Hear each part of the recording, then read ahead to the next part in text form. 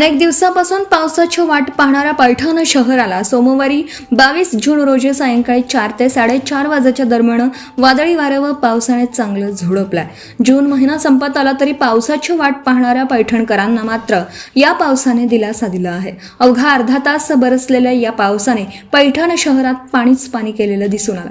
अचानक आलेल्या या पावसाने शहरातील व्यापारी, दुकानदार व पैठणकरांचे चांगलेच तारांबळ उडालेली दिसून आली. विशेष म्हणजे पैठण शहराच्या आजूबाजूला असलेल्या एकाही गावात हा पाऊस पडला नसून फक्त शहरातच हा पाऊस झाल्याने शेतकऱ्यांना आणखी पावसाची प्रतीक्षा लागून राहिली आहे. उकाडा व गरमीने हैराण झालेल्या शहरवासियांना या पावसामुळे थोडा दिलासा मिळाला आहे. मात्र पहिल्याच पावसामध्ये शहरातील नाल्या गटारे तुंबलेले दिसून आले. टेन न्यूज सह्याद्रीसाठी ब्युरो चीफ शिवाजी गाडे, पैठण, छत्रपती संभाजीनगर.